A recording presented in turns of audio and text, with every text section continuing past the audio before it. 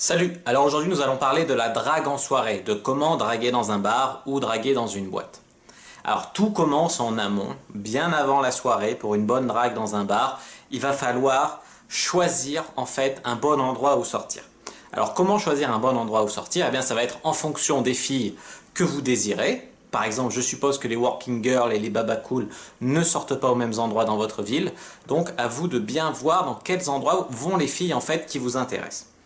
Ensuite, il faut voir aussi les endroits qui vous correspondent. C'est-à-dire que si vous êtes comme moi, un mec qui va bientôt avoir 30 ans, vous n'allez pas forcément être à l'aise dans les mêmes endroits que les petits jeunes qui en ont 17, 18 ou 19. Donc il peut y avoir un décalage en fait qui va vous mettre mal à l'aise et donc qui va en fait faire que vous aurez du mal à pécho dans certains endroits et que vous choperez mieux, vous serez plus comme un poisson dans l'eau dans d'autres endroits. Ensuite, il faut aussi voir le prix de l'entrée de l'endroit. Parce que je sais qu'il y a beaucoup de coachs qui vont faire des vidéos dans des endroits où l'entrée est super chère, dans des boîtes très prisées de Paris. Là, forcément, oui, les filles sont plus ouvertes parce que voilà, y a un meilleur ratio homme-femme, etc. Par contre, vous, si vous êtes dans votre bled et qu'il y a qu'une boîte gratuite ou quoi, il y aura beaucoup de mecs, les ratios vont être différents, etc. C'est pas pour autant, il y a toujours moyen de tirer son épingle du jeu, c'est pas pour autant qu'il faut être prêt à mettre 20 ou 30 euros pour une soirée. Ça dépend en fonction de chacun et la valeur qu'il met à une soirée. Moi, je sais que je n'aime pas payer pour draguer, donc je préfère vraiment sortir dans des endroits gratuits.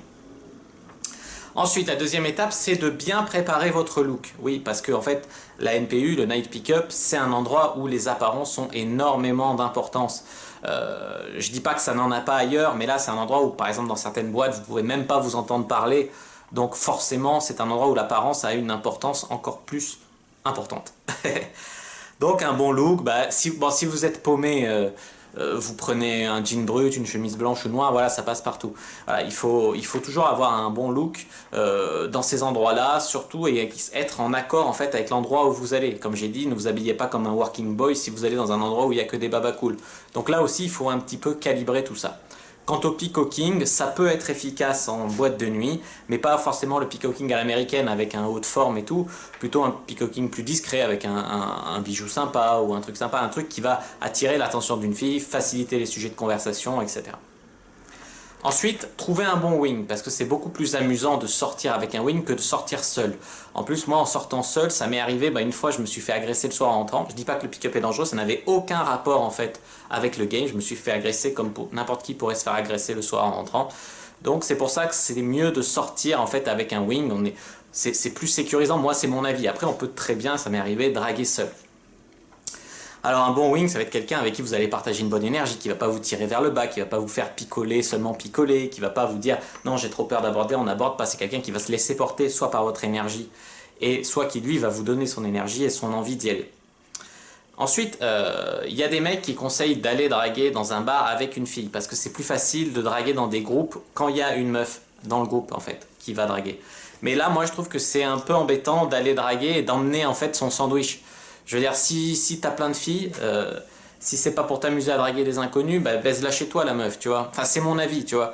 Donc, ce que je pense, c'est que soit on y va assez tôt dans la soirée quand il n'y a pas grand monde dans le bar, et là c'est plus facile de rentrer quand on est entre couilles, encore une fois, pas dans une meute, mais deux ou trois mecs maximum, un ou deux wingman. Et sinon, draguer des filles dans la rue, allez vous les accoster dans la rue et vous demander si vous pouvez rentrer avec elles pour avoir un ratio dans le groupe. Attention, là il y a des meufs qui vont croire que vous avez besoin d'elles pour rentrer dans une boîte et qui vont se permettre d'être les connasses. Il y a des meufs, dès que tu as besoin d'elles, vont flairer, elles vont dire ah, ça sent le loser et elles vont te prendre de haut, tu vois. Surtout dans un monde de la boîte de nuit où c'est beaucoup cerné sur les apparences. Mais il y a quand même des filles super sympas qui vont être ouvertes et qui vont rentrer avec vous. Surtout si elles ont envie de vous pécho à l'intérieur en plus. Et vous pouvez lui dire ouais je vais t'apprendre à draguer des mecs et tout si tu rentres avec nous dans la boîte, etc. Ensuite, il faut bien faire attention à bien faire le point sur son objectif du NPU. Franchement, soyez honnête envers vous-même et bougez-vous le cul. Est-ce que votre objectif c'est d'accoster des meufs, d'embrasser des filles, de coucher avec une fille? Agissez en fonction de votre objectif. Je vois trop de mecs qui se font les shows pour sortir et une fois qu'ils sont dans la boîte, ouais mais en fait je suis bien là, c'est juste là pour la musique et tout, alors ils regardent que leur portable et tout.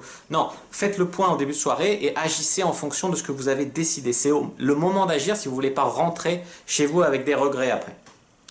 Ensuite, il faut être à la boîte à l'heure de pointe et au point culminant. Alors qu'est-ce que c'est que ça? C'est-à-dire que par exemple, le week-end en général, ça dépend des endroits, mais des fois des endroits c'est à 1 heure, des endroits c'est à 2 heures, des endroits c'est à 3 heures. C'est l'endroit où il y a le plus de monde, où il y a beaucoup de monde, et aussi l'endroit où les filles, elles ont un peu bu, elles sont un peu ouvertes, mais elles se sont pas encore trop fait aborder par des losers. Et ce qui est bien, c'est que des fois, l'heure de pointe et le point culminant, ils sont différemment selon les bars.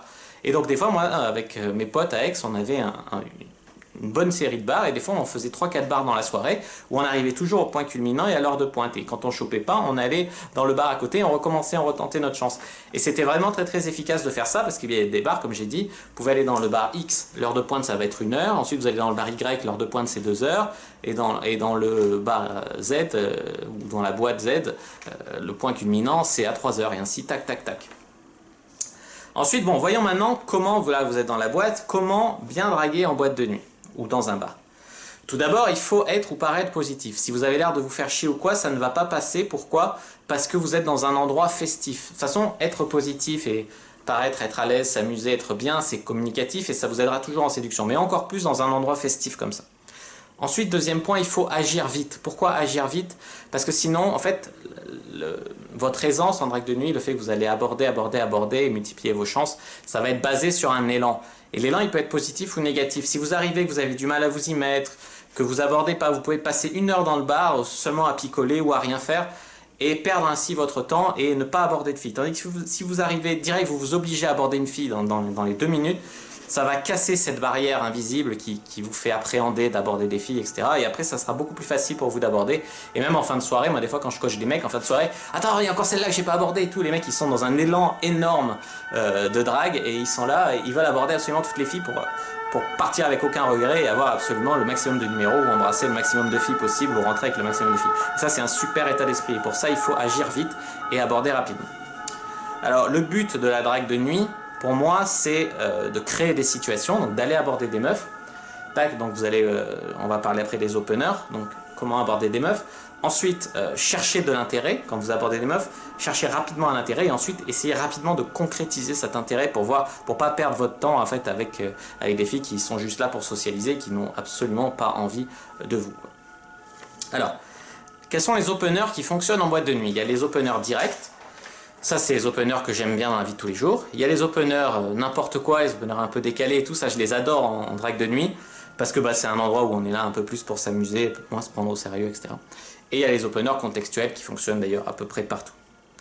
Alors, comme j'ai dit, l'important c'est d'avoir un élan. Donc je vais vous donner des idées d'openers, mais vous allez vite aborder, et ensuite vous aurez plus cette pression au moment d'aborder, vous serez totalement libre.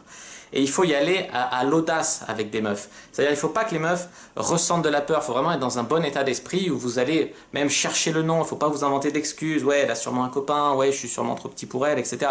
Moi c'est avec cet état d'esprit de multiplier mes chances au maximum avec un bon état d'esprit, je me suis retrouvé à serrer des purs mannequins quoi. Alors, quels sont les bons openers verbaux? Alors, par exemple, si vous avez un eye contact avec une fille, le classique, tu ne peux pas me regarder comme ça et ne pas venir me parler. Là, vous allez lui parler en disant ça, et en plus, ça la met en infériorité parce que ça n'est pas venu vous parler, etc. Ensuite, sinon, quand vous croisez une fille dans le bar, vous dites « Hey, ça fait 3 fois qu'on se croise et je ne sais rien de toi. » Et là, ça fait genre « Ouais, vous êtes un peu le patron du bar et tout, vous la connaissez pas, c'est pas normal et tout. » Et ça vous met en position encore de supériorité dans cette open. « Hey, ce soir, c'est mon anniversaire, ça te dirait de m'embrasser ?» Ça donne une excuse pour le fait qu'elle va vous embrasser. Ça vous met un peu aussi en... Voilà, ça rationalise le fait que pourquoi vous embrasserez vous et tout, même si c'est pas votre anniversaire d'ailleurs, vous pouvez le dire. Sinon, des openers drôles. Hey, moi aussi j'ai une queue de cheval, à une fille qui a une queue de cheval. Hey, les extraterrestres ont atterri sur ta tête, à une fille qui porte un chapeau. Celui que j'employais dans ma caméra cachée, là, que vous avez peut-être vu sur la chaîne. Hey, ça te ferait plaisir de m'embrasser? Ensuite, hey, t'as déjà fait l'amour aujourd'hui? Non, oui, ça t'intéresse, etc. Ensuite, il y a tout ce qui est opener non verbal qui peut être très efficace, notamment autour et dans la piste. Là, ça va être par exemple de prendre la main de la fille et de l'inviter à danser. Vous prenez la main de la fille, en fait, en bas un petit peu discrètement, où il n'y a que elle et vous qui sachez. Comme ça, si vous prenez un râteau, personne ne le sait autour et vous pouvez recommencer sur d'autres filles. Ensuite, moi je vous conseille pas d'aborder des filles en vous frottant à elles derrière dans le dance floor comme ça là. Pourquoi? Parce que je trouve ça irrespectueux. S'il y a bien une chose qui peut être taxée de harcèlement, et paradoxalement c'est en fait autorisé dans les boîtes, c'est d'aller se frotter à des filles comme ça, tu vois. Ça en boîte apparemment c'est autorisé et je comprends pas pourquoi les féministes font du caca nerveux pour des trucs qui n'en valent pas la peine, et quand là il y a un truc vraiment que je trouve irrespectueux, elles disent rien quoi. Alors ensuite, comme j'ai dit, vous pouvez soit accoster un maximum de filles, et toutes les filles, et c'est un bon état d'esprit, parce que sur le nombre, enfin il y a tout en boîte, il y a des filles qui viennent, qui ont un copain, mais qui viennent quand même, qui sont soit ouvertes ou non aux rencontres. Il y a des filles qui sont ouvertes pour baiser le soir même, il y en a qui sont super coincées, etc. Mais sur le nombre, vous trouverez forcément de quoi faire. Mais vous pouvez aussi, pour augmenter vos chances de réussite, vous fier en fait aux invitations à l'approche et aux filles ouvertes. Alors comment reconnaître une fille ouverte? Il va y avoir un échange de regards, ça va être une invitation à l'approche, la fille va venir danser avec sa copine plus près de vous pour faciliter le fait que vous l'abordez, parce qu'elle a envie que vous l'abordiez, vous lui plaisez. Ça peut être par exemple une fille qui danse avec sa copine, mais elle regarde les mecs autour au lieu de regarder que sa copine, c'est-à-dire qu'elle mate les mecs, donc elle a envie de se faire accoster par un beau gosse. Ensuite, voilà, ça peut être plein de trucs comme ça peut être aussi à ne pas hésiter à aborder quand une fille, il y a deux copines qui dansent entre elles et une fille se fait aborder par un mec, hop, elle se fait prendre par le mec et ça a l'air de passer avec le mec, donc là, la copine se retrouve toute seule, elle sait pas quoi faire, donc là, hop, vous vous proposez tout de suite et ça augmentera les chances qu'elle dise oui. Voilà, donc si vous êtes tombé sur une fille où il y a un amog, c'est-à-dire un mec dans le groupe, ou s'il y a une coq-bloc, une fille un peu frustrée qui veut l'empêcher de s'éclater, soyez toujours sympa avec cette personne parce que c'est quand même sa copine et il faut vous la mettre dans la poche pour pouvoir espérer rentrer avec la fille. Ensuite, si vous prenez des râteaux, c'est forcé que sur le lot vous allez prendre des râteaux, à moins d'avoir une chance de cocu dès que vous allez aborder la première, ça arrive. Mais disons que si vous faites cette logique d'aborder un grand nombre de filles pour chercher de l'intérêt et le concrétiser, vous allez prendre des râteaux soit au moment d'aborder la fille, soit au moment où vous allez vouloir passer à une vitesse supérieure avec la fille. Et là, l'important, c'est de bien réagir au rejet. J'avais fait d'ailleurs une vidéo comment bien réagir au râteau. Et en fait, je vous ai expliqué qu'il faut toujours avoir l'air, soit vous connaissiez la fille, soit vous rigolez avec elle, etc. Ne jamais avoir l'air, toujours partir avec un sourire, tête haute comme un vainqueur, pour ne pas que les gens autour pensent que vous puissiez avoir pris un râteau. Tu peux te faire dire dans boîte, les gens n'entendent pas, donc tu peux te faire dire ouais, casse-toi, sale dégueulasse, tu peux partir faire. Tu vois, et comme ça, les gens ne peuvent pas penser que tu as pris un râteau. Et c'est ça qui va pas faire baisser ta valeur, parce que si une fille voit que tu prends des râteaux par d'autres meufs, elle-même, elle va. Tu sais, c'est le contraire de la présélection, elle-même, elle va être plus tentée de te mettre un râteau. Donc voilà pourquoi c'est bien important de bien réagir au rejet pour que les autres personnes ne pensent pas que vous avez pris un rejet et pour que votre cote ne baisse pas. Ensuite, bon, une fois que vous avez parlé avec la fille, il y a des mecs qui sont là, ouais, tu t'appelles comment, tu fais quoi dans la vie et tout. Et c'est important de créer un lien avec la fille, de mettre du confort et tout, mais on n'est pas vraiment là que pour ça. Donc il faut vite sonder la logistique de la fille. Est-ce qu'elle est là avec des copines? Est-ce qu'elle dort seule chez elle le soir? Est-ce qu'elle habite dans votre ville? Ou est-ce qu'elle loge une copine? Dans ce cas-là, vous saurez que vous ne pourrez pas la baiser le soir même, par exemple. Il faut sonder la logistique de la fille pour voir s'il y a moyen de coucher le soir même et aussi son degré d'intérêt pour vous, pour voir s'il y a moyen aussi de coucher le soir même. Alors, pour ça, vous pouvez faire par exemple le compliance test, un test, vous prenez sa main, vous voyez comment elle réagit au toucher, vous essayez de vous approcher, vous voyez comment elle réagit à la distance, etc. Vous évaluez son intérêt pour vous, et s'il y a de l'intérêt, vous pouvez la chauffer, l'exciter, etc. Et ça peut faire sauter des verrous et faire en sorte que finalement, elle va bien vouloir rentrer avec vous, alors qu'en théorie, elle disait non, vous voyez. Parce qu'il y a des filles qui sortent en boîte pour piner, quoi. Et puis, il y a des filles qui sont entre deux, elles sont pas contre une bonne rencontre, mais elles s'en battent les couilles. Enfin, disons qu'elles feront rien pour favoriser ça, mais si on leur donne envie, elles diront oui. Et puis, il y a des filles qui sont absolument fermées, non, jamais le premier soir, machin, ça, non, ça n'a aucun cas. Donc voilà, il faut bien voir à qui vous avez affaire pour au maximum tirer votre chance. Et il ne faut jamais oublier que vous êtes le prize. Vous êtes le prize, vous avez quelque chose de bon à offrir, que ce soit votre beauté, votre faculté à donner des orgasmes, etc. Vous avez quelque chose qui fait de vous le prize et que vous êtes une chance pour cette fille. Alors ne complimentez pas la fille comme un mort de faim tout le temps, hein. 2-3 fois ça suffit, comme d'habitude pas sur son physique, plutôt sur son style ou sur son attitude, si elle fait quelque chose qui favorise en fait la séduction entre vous. Ne pas offrir de verre, parce qu'un verre, si vous offrez un verre, ça signifie que vous plus ressources égale elle, donc vous la mettez en position de supériorité, que vous avez besoin de quelque chose pour avoir son attention, etc. C'est pas du tout un bon état d'esprit, c'est plutôt un état d'esprit de pigeon. Il y a des filles qui détectent les pigeons comme ça, qui se font offrir des verres et qui se barrent. Donc surtout ne tombez pas dans ce piège-là. Moi j'ai pécho moult filles en drague de nuit, surtout à Aix, aussi à Lyon, mais j'ai jamais offert de verre. Tout simplement par mon attitude, je disais si t'es là pour te faire offrir une clope ou un verre, trouve un pigeon qui te l'offre et puis tu reviens me parler, tu vois. Voilà. Donc il faut garder aussi le lead dans son interaction parce que la plupart des filles ne prendront pas le lead. Donc prendre des initiatives, ça veut dire faire en sorte que l'interaction tourne de la façon dont vous voulez. Et si c'est impossible, soit vous prenez le numéro de la fille, soit vous la nextez. Voilà. Donc ensuite, vous allez chauffer la fille pour augmenter les chances qu'elle couche avec vous. Comment chauffer la fille? Ben, ça peut passer par le fait de danser avec elle en boîte. Moi, je ne danse pas tout seul en boîte parce que je trouve ça franchement ridicule. Surtout où les mecs qui dansent entre couilles comme ça, là, qui sautent et tout. Ça, je vous le déconseille fortement. Par contre, si vous êtes avec une fille et tout, là, vous pouvez profiter de la danse pour faire un bon collet serré. Et là, la danse a un intérêt. Ça va vous chauffer, etc. Ça va pas être ridicule, quoi. Et sinon, vous pouvez aussi utiliser les routines Carpe Diem. Alors, les routines Carpe Diem, c'est lui dire que oui, le sexe est dans la nature, c'est normal d'avoir des désirs, etc. C'est toutes ces choses-là qui vont lui donner envie de sexe tout en la rassurant sur le fait que vous n'allez pas la juger parce qu'elle se lâche, que vous n'allez pas la traiter de fille facile, etc. Et même que vous pourrez peut-être lui être fidèle si ça se passe bien au lit entre vous. Et puis même, sinon, ben, c'est déjà ça de prise sur la vie, tu vois. Et toutes ces choses-là qui vont en fait vous permettre de coucher plus facilement avec les filles. Ensuite, bah, il va falloir l'embrasser. Donc l'embrasser, vous pouvez mettre un kiss opener, vous pouvez l'embrasser comme suite logique de la danse en boîte. Alors un kiss opener, ça peut être par exemple, tiens, je te montre ce que je veux faire quand je veux impressionner une fille. Et là, bam, kiss, tu vois. Par exemple, ou sinon, bah, il faut voir en fait, là, à cette étape-là, si vous allez vous contenter de prendre le numéro de la fille, et ça peut servir à la revoir, moi ça m'est arrivé de revoir des filles draguées en boîte de nuit, ou si vous pouvez concrétiser le soir même. Pour prendre le numéro, ben vous prenez simplement le numéro, vous faites sonner la fille comme d'habitude pour vous assurer que c'est le bon numéro. S'il n'y a pas de réseau, ben c'est pas grave, hein, vous envoyez un texto, elle le recevra quand elle sortira, et tant pis. Et sinon, ben pour ramener la fille chez vous, vous pouvez dire ouais, on se fait un after tous les deux en tête à tête, ça te dit, ou alors vous utilisez une excuse, un truc dont vous avez parlé pour lui montrer chez vous.